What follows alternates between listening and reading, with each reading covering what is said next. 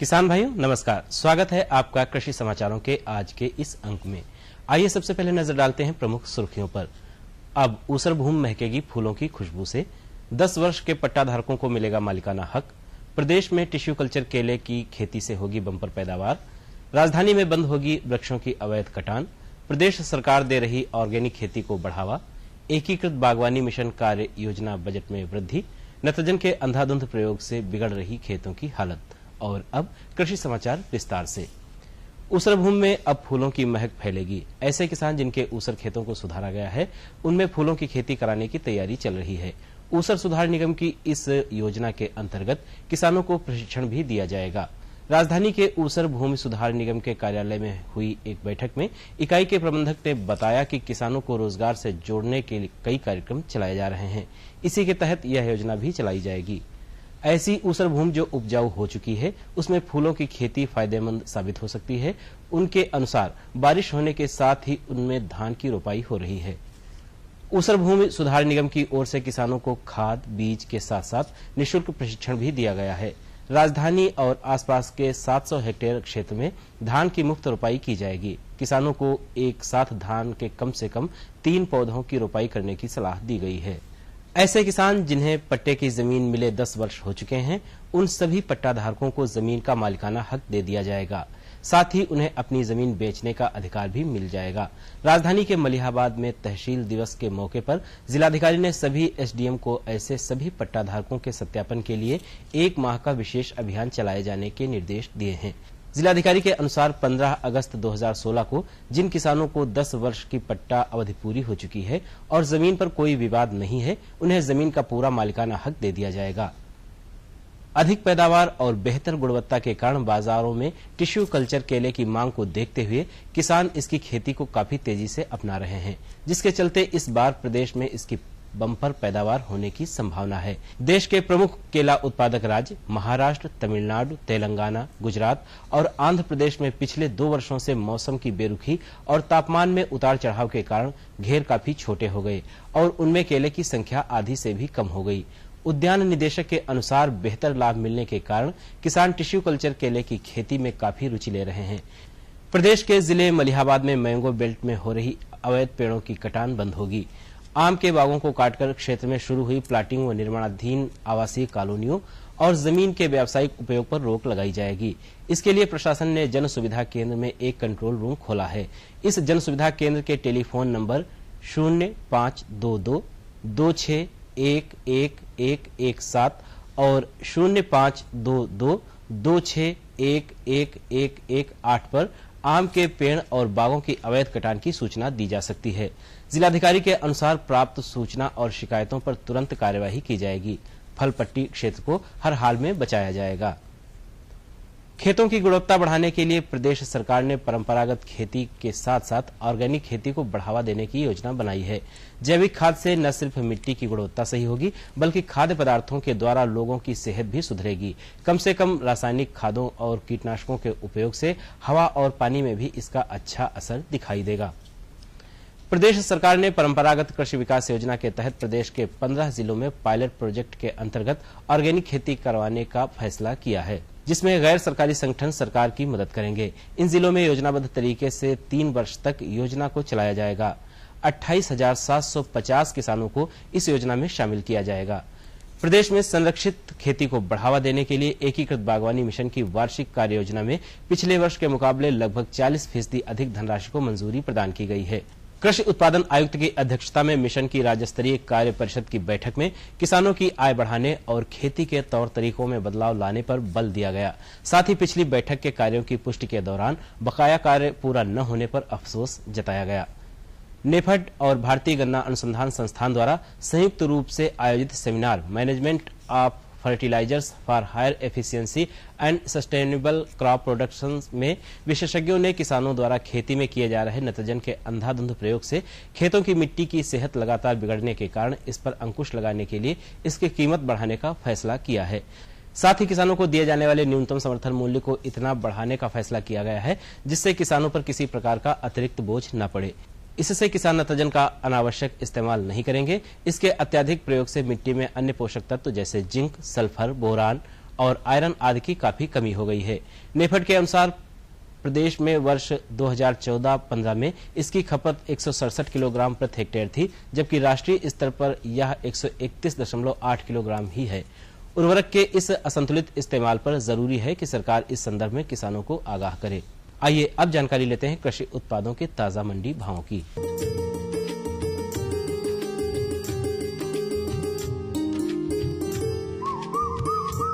गेहूं बहराइच में 1,605 रुपए प्रति क्विंटल, कानपुर में 1,615 रुपए प्रति क्विंटल, हाथरस में 1,630 रुपए प्रति क्विंटल और श्रावस्ती में 1,650 रुपए प्रति क्विंटल।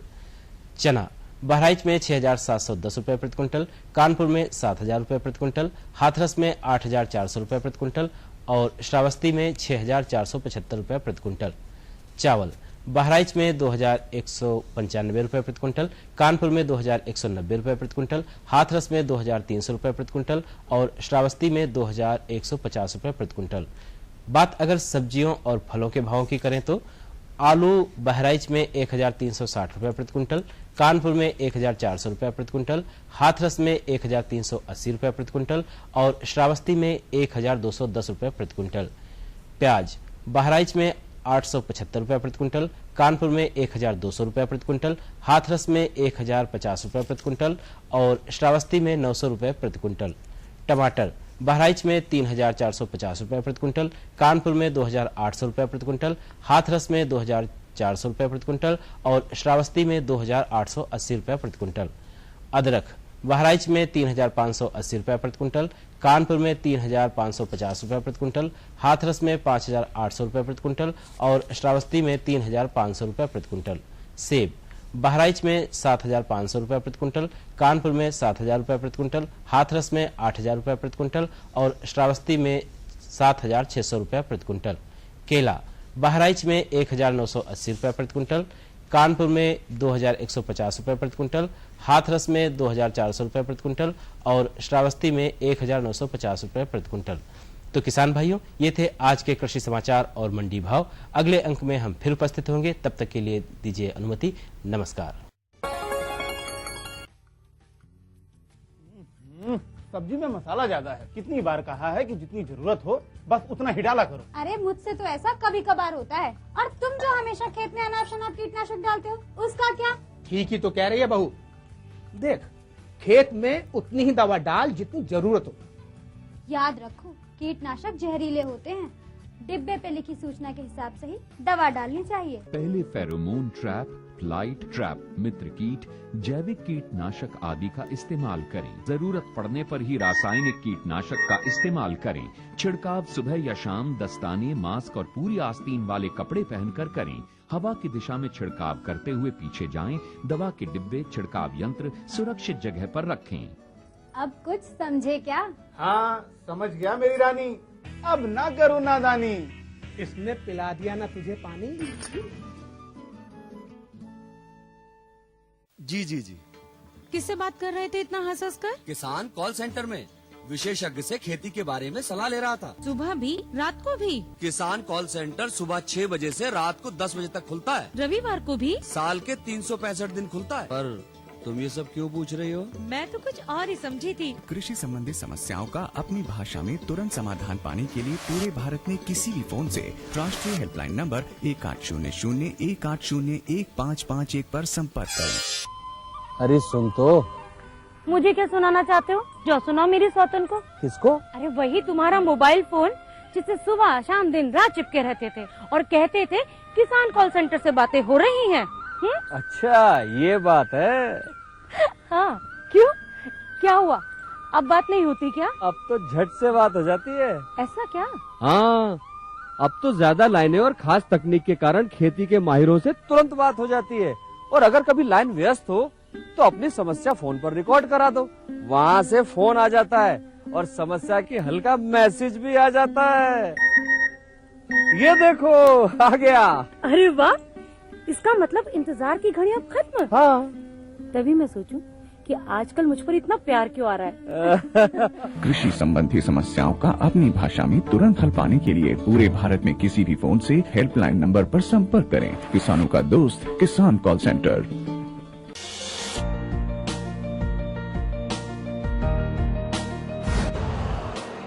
का स्वदेशी उत्पादन 70 लाख टन बढ़ाने के लिए 6 उर्वरक संयंत्रों का उद्धार किया जा रहा है।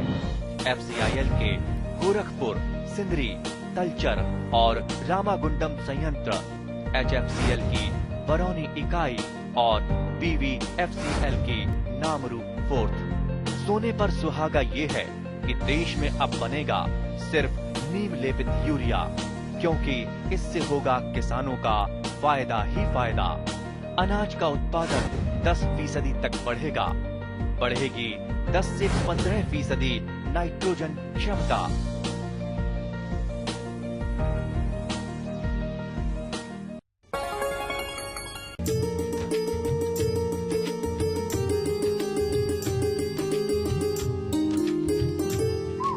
हमारे सभी दर्शक किसान भाइयों को नमस्कार। स्वागत है आप सभी का आपके अपने कार्यक्रम कृषि दर्शन में। किसान भाइयों, आप अपने उत्पादों को मंडी तक ले जाते हैं, जहां से अच्छा बाजार भाव मिलता है उत्पादों का और आपका विपणन का कार्य भी अच्छा हो जाता है। लेकिन इस व्यवस्था को और अच्छा बनाया जा रहा है ताकि हमारे किसान भाइयों का और ज्यादा बड़े स्तर पर विस्तार से बिक्री कर सकें और ज्यादा फायदा मिल सके। और इस नई व्यवस्था को नाम दिया गया राष्ट्रीय एकीकृत कृषि बाजार। क्या है राष्ट्रीय एकीकृत कृषि बाजार, कैसे यह व्यवस्था काम करेगी, आज इसी विषय पर हम बात करेंगे। और जानकारी देने के लिए हमारे साथ हैं श्री विनोद कुमार जी, आप निदेशक सांख्यिकी हैं कृषि भवन लखनऊ में। आपका स्वागत है। नमस्कार जी। सबसे पहले तो स्वागत करते हैं आपका सभी दर्शक किसान भाइयों की तरफ से। जी। इसके साथ ही जानना चाहेंगे कि ये जो व्यवस्था शुरू हुई है राष्ट्रीय एकीकृत कृषि बाजार, क्या है व्यवस्था और कैसे जुड़ सकते हैं हमारे किसान भाई इससे? बहुत ही अच्छा सवाल आपने किया है। मैं बताना चाहता हूं अपने किसान भाइयों को, हमारे प्रदेश में इस समय वर्तमान में मुख्य हमारे जो है 250 मंडी स्थापित हैं और 367 उप मंडी भी स्थापित हैं। हमारे किसान भाई इन मंडियों में जाते हैं, अपने उत्पाद को ले जा करके और मंडी विभाग के अधिकारियों के सहयोग से व्यापारियों के साथ समन्वय करके अपने उत्पाद को बेचते हैं और उसके लाभकारी मूल्य प्राप्त करते हैं। ये वर्तमान व्यवस्था है। इस व्यवस्था के अंतर्गत अभी वर्तमान में स्थिति ये है कि हमारे किसान अपने फसल की कटाई करके या तो अपने ब्लॉक के पास के उपमंडी में जाते हैं या उसके ऊपर जो है गए तो तहसील के स्तर पे गए या उससे जो है बड़े मंडी में गए तो जनपद स्तर के जो है मंडी में ही जा पाते हैं। मूल्य रूप से यदि मैं कहूं तो इस प्रकार से हमारे किसानों को इन मंडियों में जाने में खर्च भी ज्यादा होता है और साथ ही साथ हर जगह पे अलग अलग उन्हें लाइसेंस लेनी पड़ती है और उन्हें जो है मंडी शुल्क भी देना पड़ता है। इस व्यवस्था के अंतर्गत हमारे किसानों को उनके उत्पाद का लाभकारी मूल्य प्राप्त हो रहा है। इसे और व्यापक बनाने के उद्देश्य से भारत सरकार द्वारा एकीकृत राष्ट्रीय बाजार की व्यवस्था सुनिश्चित की गई है। इसको नेशनल एग्रीकल्चर मार्केट का भी नाम अंग्रेजी में कहा जाता है। संबोधन इसका इस तरह से भी किया जा रहा है। इस व्यवस्था के अंतर्गत मैं ये बताना चाहता हूं कि जितने भी हमारे मंडी हैं वो पूरे देश में उन मंडियों के अंतर्गत इनको जो है माने इलेक्ट्रॉनिक माध्यम से कंप्यूटराइज कराते हुए नेटवर्किंग के माध्यम से इन मंडियों को जोड़ा जाएगा और हमारे किसान भाई अपने उत्पाद को जहां पर भी माने राज्य में जहां पे भी वो माने अपने मंडी के स्तर पे जा रहे हैं वहां पे उनकी उस बाजार के स्तर पर उस मंडी के स्तर पर मूल्य निर्धारित करने के साथ ही साथ उन्हें ऑनलाइन जो है अन्य मंडियों से भी जोड़ते हुए उनकी बोली लगाई जाएगी। यानी कि एक मंडी में हम हमारे किसान भाई अपना उत्पाद रखेंगे और बहुत सारी मंडियों से जुड़ जाएंगे और सारे मंडियों से जुड़ करके जो अधिकतम भाव होगा उसमें हमारे किसान भाई अपने उत्पाद को विक्रय करेंगे। अच्छा, ये व्यवस्था है। जी। तो इसके लिए क्या कुछ विशेष किसानों के भी प्रयास होंगे अपनी तरफ से? इसमें मैं बताना ये चाहता हूं कि किसानों को कोई अपनी तरफ से कोई प्रयास करने की आवश्यकता नहीं है।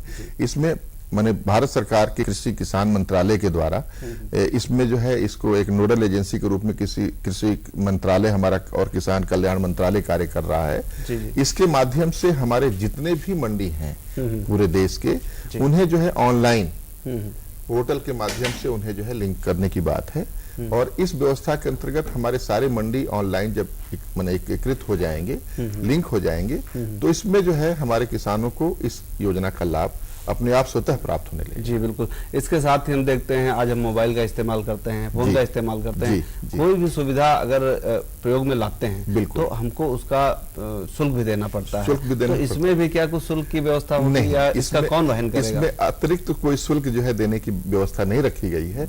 इसमें जो हमारे जो है मंडी का शुल्क है, किसान का रजिस्ट्रेशन राज्य स्तर पर ही होगा, मंडी का शुल्क भी वो एक ही स्थान पर देगा, लेकिन उसका विक्रय का दायरा बढ़ेगा। हाँ।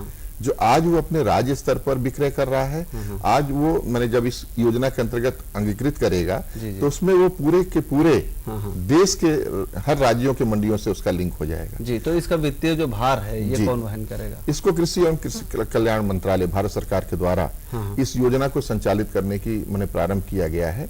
और इसमें मैं बताना ये चाहता हूँ आपसे कि इसमें जो है व्यवस्था ये रखी गई है कि अभी वर्तमान में 587 मैंने मंडियों को पायलट स्टडी के रूप में कवर करने की बात रखी गई है पूरे देश में।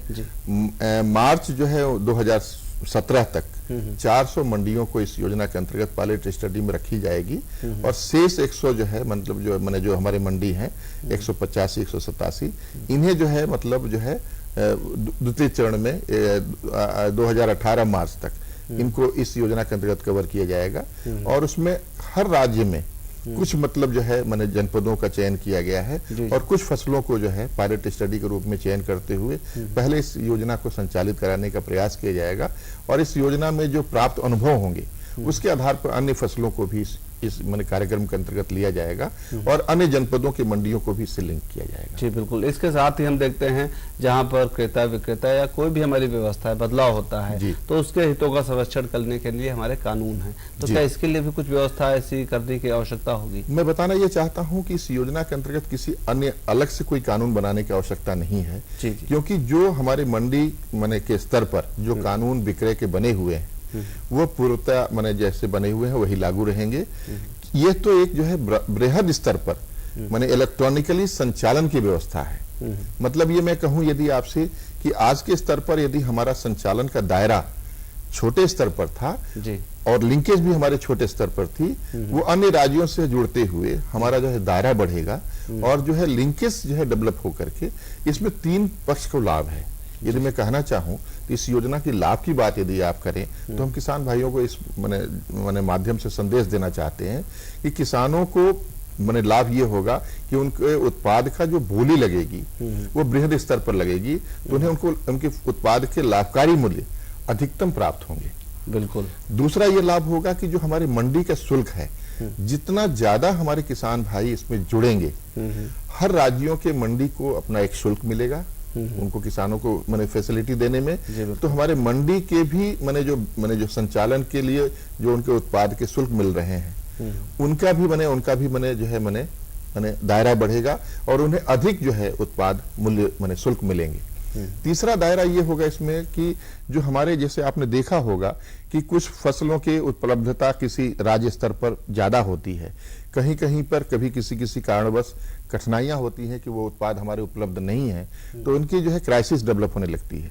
तो ऐसी स्थिति में जो है उनके मूल्य भी अनावश्यक रूप से बढ़ते हैं, जो कि वास्तविक जो है लाभ उपभोक्ता को उतना मूल्य देने की आवश्यकता नहीं है। इसमें लाभ होगा कि किसान को उसके फसलों के लाभकारी मूल्य अधिक प्राप्त होंगे, मंडी के शुल्क में भी वृद्धि होगी हर राज्यों के स्तर पे, और तीसरा लाभ ये होगा कि हमारे जो माने उत्पाद हैं इसकी क्राइसिस मैनेजमेंट में ये जो है योजना बहुत बड़ी सहायता माने करेगी। जी बिल्कुल। हमारे किसान भाई जो हमारी क्षेत्रीय मंडियां होती थी उनकी लोकल हम भाषा में कहते हैं, वहां पर बिक्री करते थे, उससे बेहतर सुविधा हमें मंडी जो परिषद की मंडियां हैं वहां से उनको सुविधाएं मिली, अच्छा भाव मिला और शायद इंटरनेट के युग में इस इंटरनेट का उपयोग करके और भाव मिल सकता है। इसमें मैं ये विशेष रूप से जोड़ना चाहता हूँ कि इसमें पारदर्शिता भी बढ़ेगी। जी बिल्कुल। हमारे जो है किसान की अप्रोच भी बढ़ेगी। पारदर्शिता कैसे बढ़ सकती है? पारदर्शिता इस सेंस में बढ़ेगी कि कहीं कहीं पर आपने देखा होगा कि जैसे मान लीजिए हम किसी एक मंडी के स्तर तक ही जुड़े हुए हैं, तो संभव है कि जितने भी हमारे व्यापारी हैं वो लामबंद होकर के भाव को तय करने की बात सोचें। लेकिन जब हमारे व्यापारी केवल एक जगह सीमित नहीं है, पूरे राज्य स्तर के पूरे राष्ट्र स्तर पर जब होंगे तो ये जो है दायरा उनका बढ़ेगा, उनके सोच का भी दायरा बढ़ेगा। और उनके मतलब जो है, जो वास्तव में जो है उस उत्पाद का मूल्य मिलना चाहिए, उस हिसाब से उसकी बोली तय की जाएगी। जो अधिकतम बोली होगी उस पे हमारे किसान जो है स्वतंत्र होंगे अपने उत्पाद को बेचने में। बिल्कुल। इसके साथ ही हमारे किसान भाइयों की एक और जिज्ञासा होगी इस समय कि कौन कौन से इस समय पायलट प्रोजेक्ट के तौर पर चालू है, तो कहां पर इसकी शुरुआत हो चुकी है? बहुत अच्छा सवाल आपने किया। हमारे प्रदेश के 6 जनपदों को इस पायलट प्रोजेक्ट में, इस योजना के अंतर्गत अभी वर्तमान वर्ष में कवर किया गया है। सहारनपुर, सुल्तानपुर, लखीमपुर खीरी, ललितपुर, बहराइच और मथुरा। अच्छा। ये हमारे 6 जनपद हैं। इनके मंडियों को इस योजना के अंतर्गत कवर कर लिया गया है और इसमें जो है पायलट अध्ययन के रूप में फसल गेहूं को इस योजना के अंतर्गत कवर करते हुए इस योजना से किसानों को लाभ दिलाने की व्यवस्था सुनिश्चित की गई है।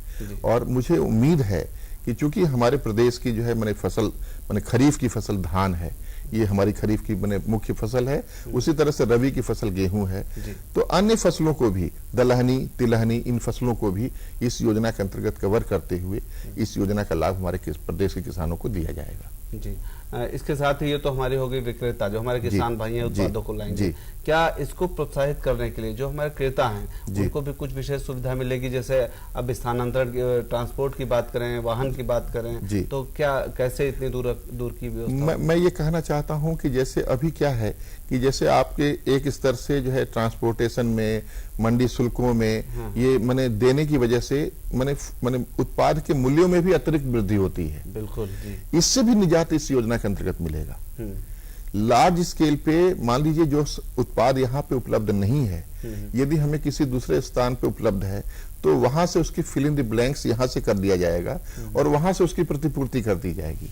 तो ऐसी ये एक नेटवर्किंग की व्यवस्था सुनिश्चित होगी कि इस योजना के अंतर्गत इस नेटवर्किंग से जो वहां पे उपलब्धता है उससे उसकी आपूर्ति कर दी जाए, यहाँ से जो उपलब्धता है यहाँ की आपूर्ति कर दी जाए। जी बिल्कुल। इस तरह से इसमें बहुत बड़ा लाभ होगा। इससे हमारे किसान भाइयों को फायदा ही है, अच्छा भाव मिल सकता है। बिल्कुल मिलेगा। विनोद कुमार जी, आपने कार्यक्रम में समय दिया और महत्वपूर्ण जानकारी दी नई व्यवस्था के ऊपर हमारे किसान भाइयों को, इसके लिए आपका बहुत बहुत धन्यवाद। और किसान भाइयों, आपने जानकारियां तो प्राप्त की हैं। एकीकृत कृषि राष्ट्रीय कृषि बाजार की बात हो रही है, जिसके माध्यम से हम आपको जो मंडियों से भाव मिल रहा है उससे और बड़े स्तर से बृहद स्तर पर बिक्री करके अच्छा भाव मिल सकता है। तो आशा करते हैं जानकारी आप प्रयोग में लाएंगे और जिससे आपको अपने उत्पादों का अच्छा बाजार भाव भी मिल सकेगा। जी।